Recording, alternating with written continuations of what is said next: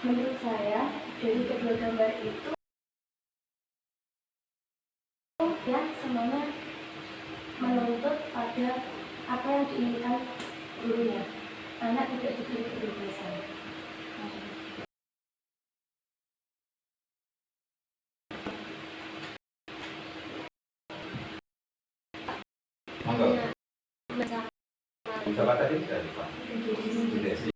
Menambahkan pendapatnya dari Bu Ayu tersebut, menurut saya dari kedua gambar tersebut memiliki ada beberapa kesamaan yang mana guru tersebut tidak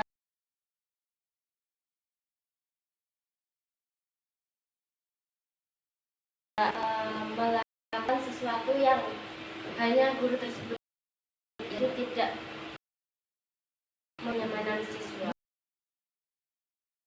Terima kasih Bu Desi.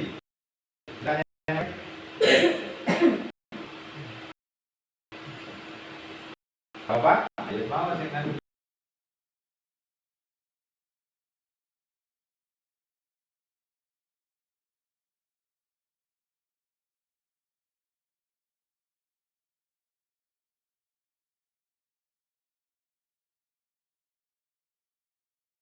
edukasi siswanya benar.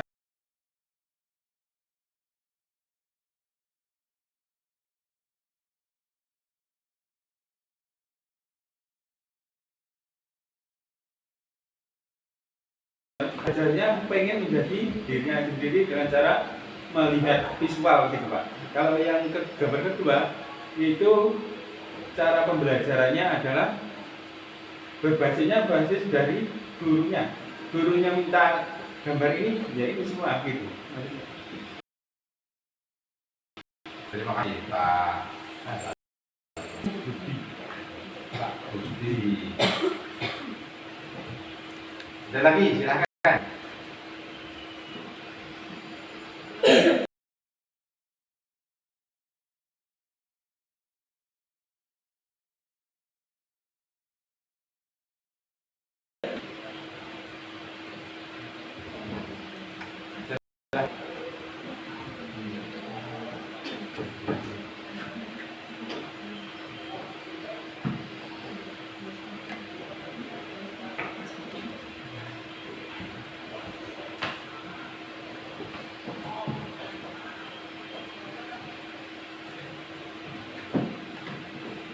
Ada lagi, silakan.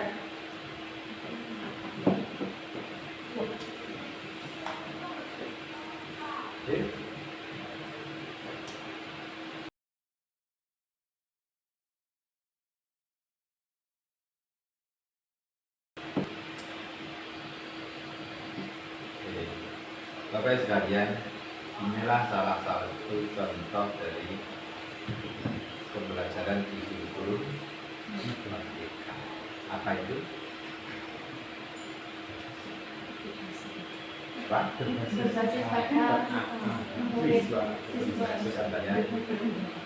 Yang saya jelaskan gambarnya, tapi adalah bagaimana anak itu menanggapi gambar. Ketika dari bahannya seperti ini, dari waktu seperti itu, dari buku kemudian layun, versi seperti itu.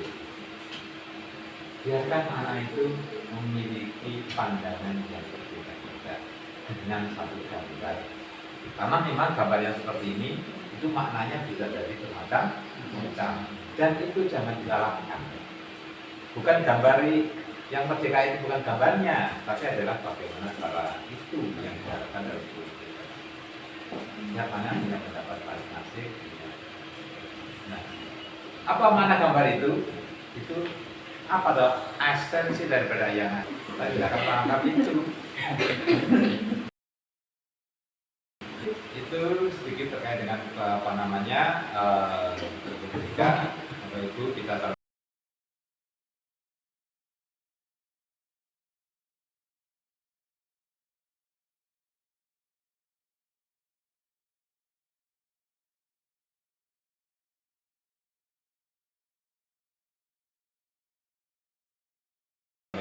yang sangat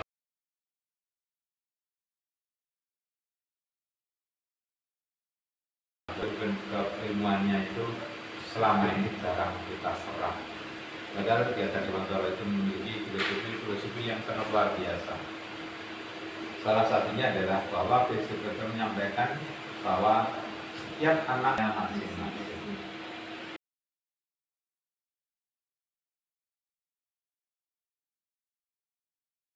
Kalau kodrat itu diibaratkan seperti biji, maka anak itu ada yang seperti biji padi, ada seperti biji jagung, ada seperti biji kedelai atau biji-biji yang lain. Walaupun dalam satu kelas, ternyata biji-biji yang dia menghadapi itu adalah bukan biji yang sama, ada yang berbeda-beda. Dan setiap anak punya potensi, setiap anak punya kelebihan. Tugas guru hanya menuntun kekuatan kodrat anak itu menuju dalam Islam Kiai Dewantara keselamatan dan kebahagiaan yang setinggi-tingginya. Artinya apa?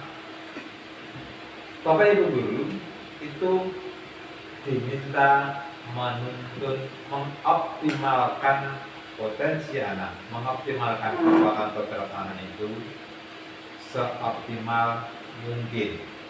Maka apabila anak itu ternyata diciptakan seperti layaknya biji padi, maka semaikanlah anak itu di lingkungan yang seperti padi, yaitu di lingkungan yang basah, banyak airnya, dan banyak cahayanya. Ketika anak itu seperti biji jagung, maka semaikanlah anak itu pada sesuai dengan kondisi optimalnya tumbuhnya tumbuhnya jagung. Jangan diletakkan pada tempat yang basah dan sebagainya.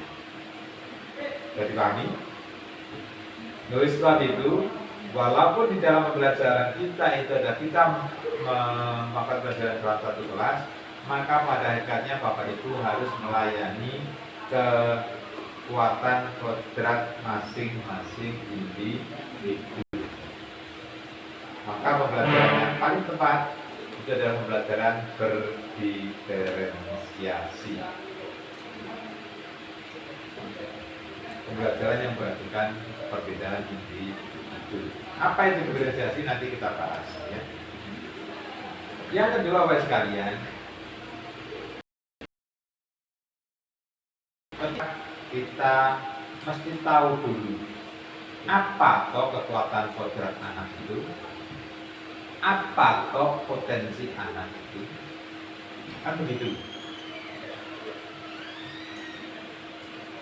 Apa toh kesenangan anak itu dan sebagainya. Maka untuk pembelajaran itu wajib hukumnya kita mengetahui karakteristik masing-masing individu.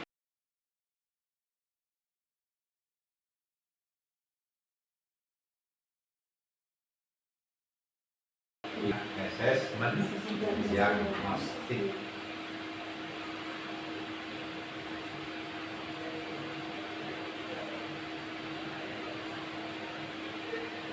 Asesmen diagnostik. Asesmen diagnostik itu kapan dilaksanakan? Dilaksanakan sepanjang waktu. Ada yang dilaksanakan di awal tahun, ada yang setiap 1 pekan sekali, ada yang dilaksanakan setiap saat. Bagaimana cara melakukan asesmen? Asesmen itu jangan dibayangkan dengan asesmen kudu ana soali terus ada jawabannya, bukan. Kudu ana instrumennya dan sebagainya, tidak harus. Kalau sampai hari ini itu anak-anak itu tidak ada kelebihan sama sekali, bukan berarti anak itu tidak punya kelebihan.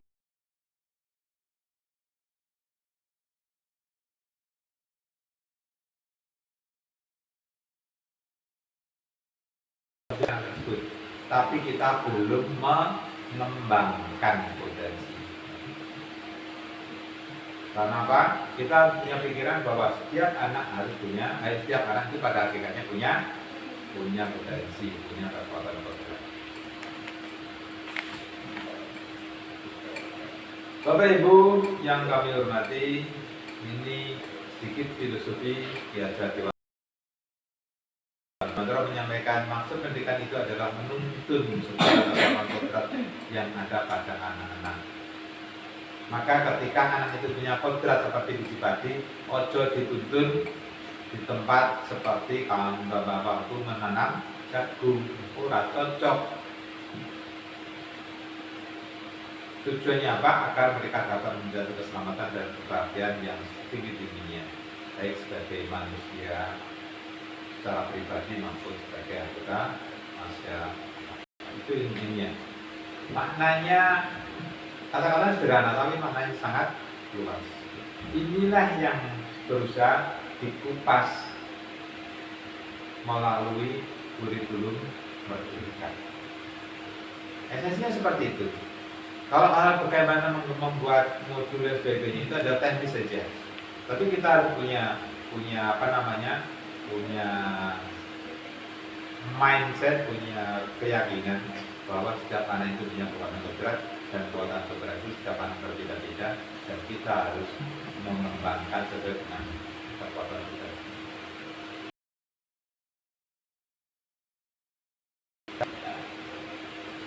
Mengapa perlu beradaptasi? Kita sebenarnya pada tahun kemarin itu sudah melaksanakan kurikulum K13. Sebelumnya ada kurikulum 2016. Apakah kurikulum sebelumnya itu tidak cocok?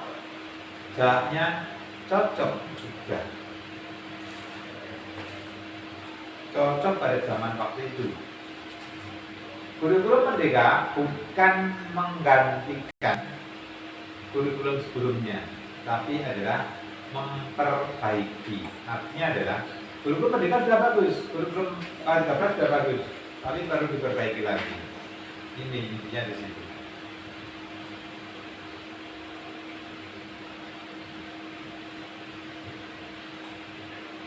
Di bagian bawah yang pada warna kuning itu yang jadi itu apa? Bahwa keadaan kita memang berbeda antara SMP Raden Jaya ini dengan SMP Jambon, Pondok Jambon itu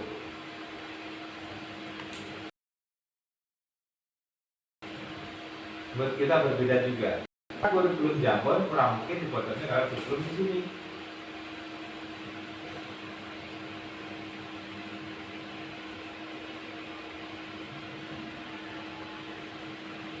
Karena apa? Latar belakang anak-anak ada yang berbeda. Di sini adalah anak-anak yang campur dari mana-mana. Yang satu rata-rata adalah sekitar saja. Yang pertama yang kedua adalah ini itu kurang atau sampai ini, maka orientasi utama adalah mondok, biasanya begitu. Itu sudah sangat berbeda. Kita teruskan. Mengapa perlu diadaptasi? Salah satunya adalah tadi perbedaan lingkungan sekolah. Dan yang kedua adalah namanya kurikulum itu setiap 10 tahun itu di Indonesia itu harus diganti. Kenapa harus diganti? Karena namanya kurikulum harus mengikuti perkembangan zaman. Di sekolah tiap tahun harus dievaluasi sehingga kurikulum itu di sekolah hanya berlaku untuk 1 tahun belajar. Kurikulum yang selama ini yang selalu hampir sebagian besar sekolah itu belum memaknai kurikulum ada sebagai sebuah perencanaan untuk pembelajaran, tapi masih memaknai kurikulum itu hanya sebagai kewajiban kurikulum itu saja. Padahal seharusnya adalah kurikulum adalah bagian daripada perencanaan pengelolaan pembelajaran, peningkatan mutu pembelajaran dalam tanda kutip ya. Itu di sekolah tersebut terkait dengan apa yang akan dilaksanakan, regulasinya dan sebagainya.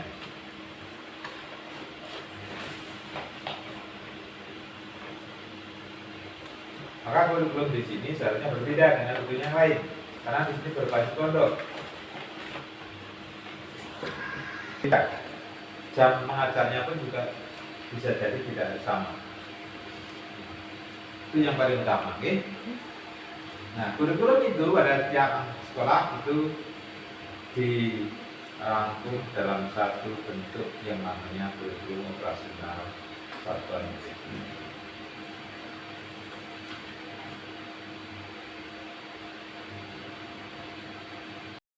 Semua peningkatan mutu anak-anak kita itu harus tertuang di dalam kurikulum kampus ini.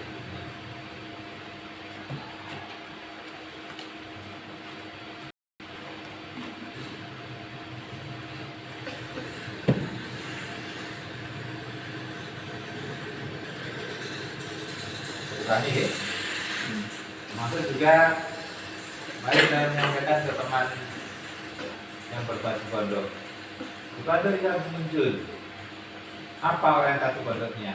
Misalnya di tahfidznya itu harus munculkan di dalam kurikulum itu. Apa tujuannya? Targetnya apa? Dan sebagainya. Bagaimana strategi pelaksanaannya? Terus kemudian bagaimana asesmen dan lain-lain. Berikutnya, kurikulum merdeka memiliki 3 karakteristik utama. Yang pertama adalah konten disederhanakan, fokus pada materi esensial saja. Di kurikulum merdeka itu ada yang namanya proyek penguatan profil pelajar Pancasila.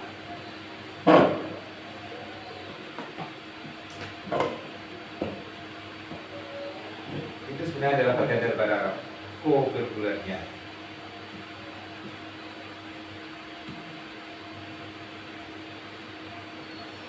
Yang ketiga adalah capaian pelajaran dan pengerjaan pelajaran dengan fleksibilitas dalam merancang kurikulum.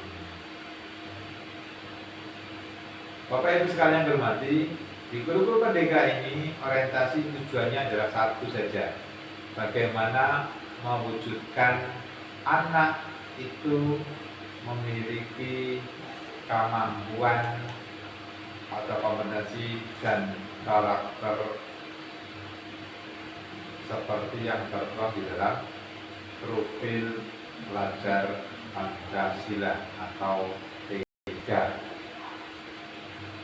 Esensial di situ. Bagaimana anak itu bisa beriman, bertakwa terhadap Tuhan Yang Maha Esa dan berakhlak mulia. Akhlak mulia itu apa yang bagaimana? Di situ juga dituangkan di dalam capaian pembelajaran P5, P3 itu.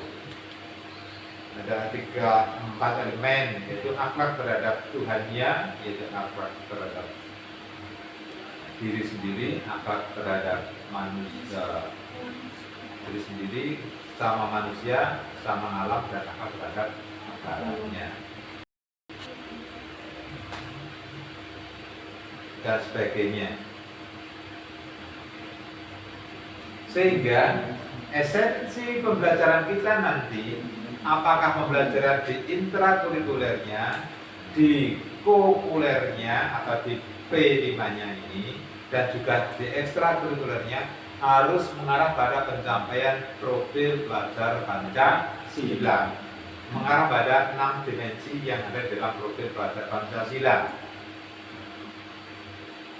Di sini salah satunya adalah bagaimana anak itu bernalar kritis, kreatif, bergotong royong atau berkolaborasi.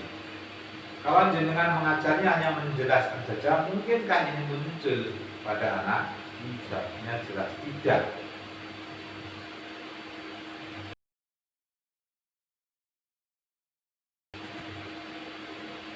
Kalau pembelajarannya itu hanya belajar fikih saja, mungkinkah anak itu memiliki kompetensi dan karakter beriman terhadap Tuhan Yang Maha Esa dan berakhlak mulia saja?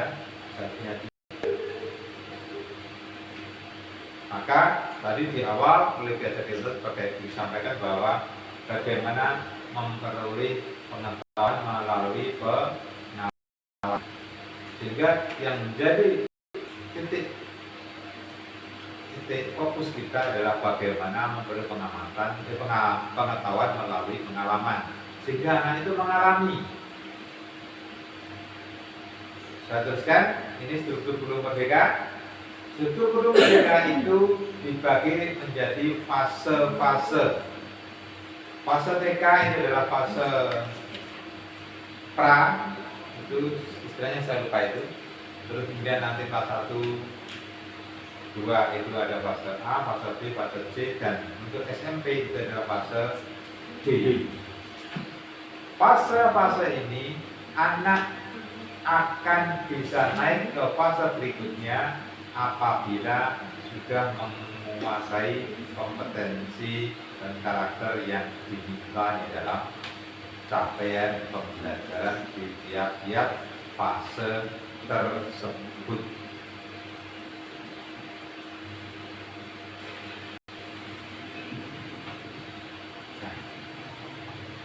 Tadi sudah kita sampaikan bahwa untuk mewujudkan profil pelajar Pancasila itu, untuk menumbuh kembangkan potensi anak tadi, maka harus melalui 3, kurang 3, 4 ya.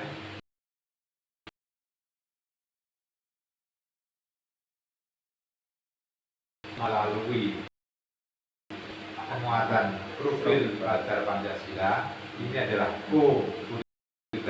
yang ketiga adalah melalui ekstra kurikuler, dan satu lagi yang tidak bisa dimiliki melalui budaya sekolah. Sekolah harus menciptakan budaya positif otomatis.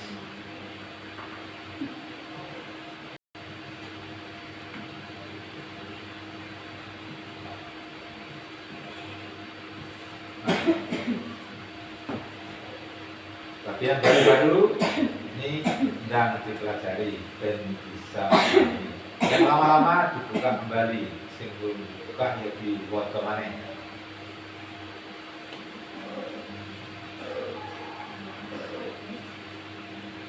Bapak Ibu sekalian terhormati, intrakurikuler kita itu sudah disederhanakan. Jamnya, walaupun jamnya tertulis 3 jam untuk misalnya untuk PKN, tapi yang jam mengajar literarnya hanya 2. Yang satu dipakai untuk kurikuler yang tergabung ke dalam project. Nah, di proyek penguatan profil itu ada 6 dimensi. 6 tema ya, bukan 6 tema. 7 tema yang mana 7 tema itu kesemuanya untuk mencapai profil pelajar Pancasila atau dimensi profil pelajar Pancasila yang jumlahnya 8.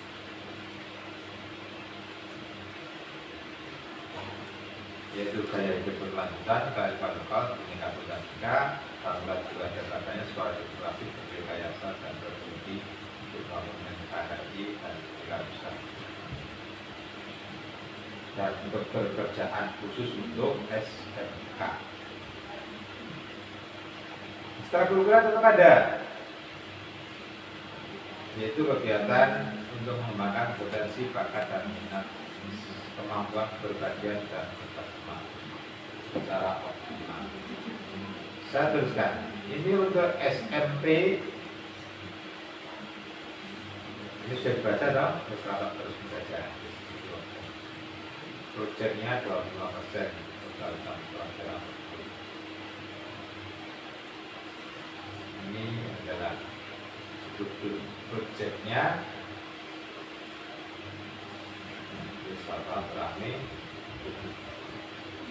Ini keberhasilan guru merdeka apa untuk SMP?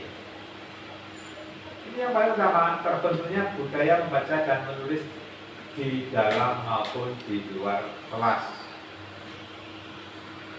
atau kita sebut sebagai budaya arti yang sempit. Jangan dijadikan literasi berhitung itu adalah literasi matematika, bukan. Dan membaca menulis itu adalah literasi baca, bukan. Maknailah literasi itu sebagai dalam Al-Quran namanya adalah Iqra. membaca. Ketika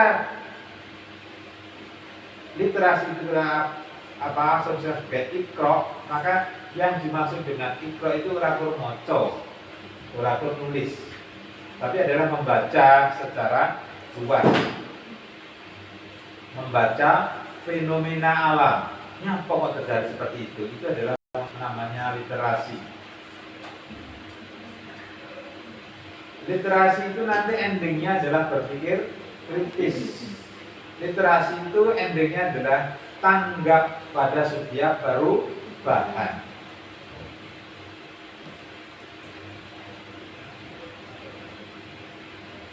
Itu esensi daripada literasi. Contoh di sekitar kita, ada masalah, ada sesuatu yang kok ini.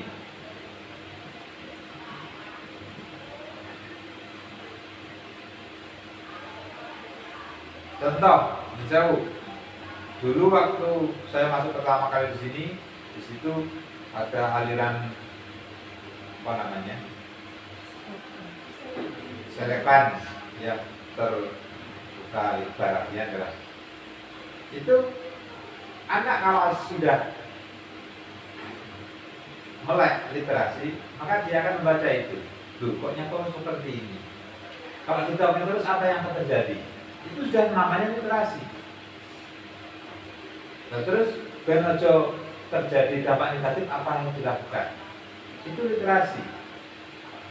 Nah, ini nanti akan anak-anak diajari melewati apa yang kita sebut sebagai proyek penguatan profil pada Pancasila. Sehingga ketika kita bilang proyek penguatan profil Pancasila, jangan diasumsikan pokoknya bocah gawe sesuatu menghasilkan produk, bukan itu. Itu hanya eksesnya saja. Bapak Ibu, selanjutnya menghasilkan karya-karya literasi. Oke lah, anak buat cerpen bagian literasi, tapi itu adalah hanya literasi dasar. Anak bisa buat puisi, itu literasi dasar. Tapi yang diharapkan itu lebih jauh dari itu, yaitu anak membaca dalam tanda kutip tadi, yaitu dalam artian sangat luas. Anak mampu menghasilkan karya argumentasi, itu sudah mulai bagus.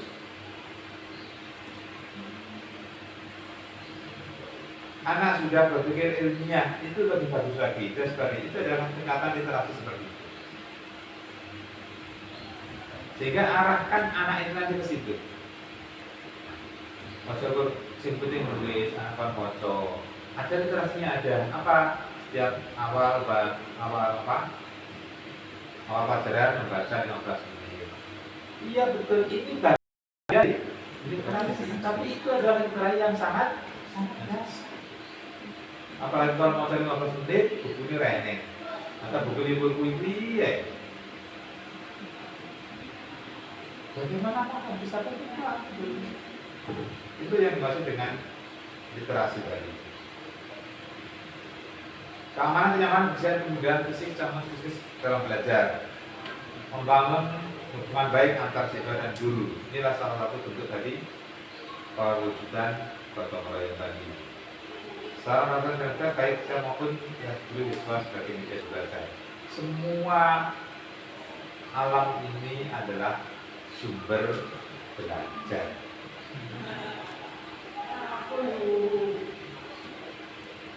Sana aman, tertib, bersih, dan nyaman bagi seluruh warga sekolah. Jangan sampai ada terjadi bully atau perundungan.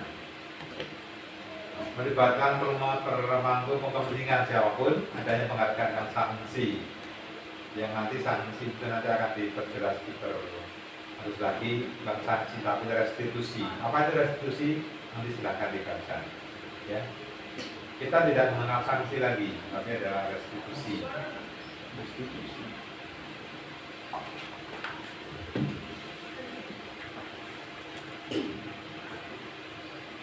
SOP otomatis dalam bangun manajemen maka SOP menjadi hal yang mutlak ada. SOP adalah standar prosedur.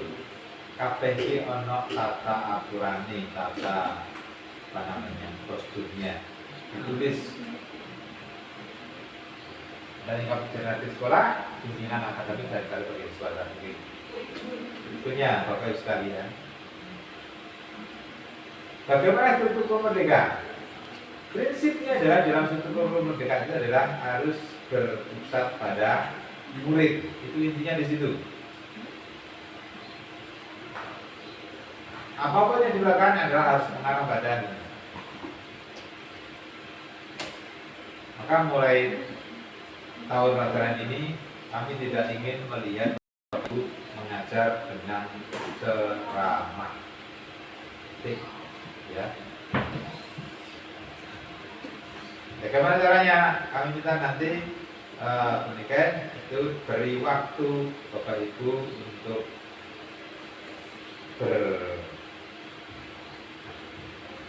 berkomunikasi, bermusyawarah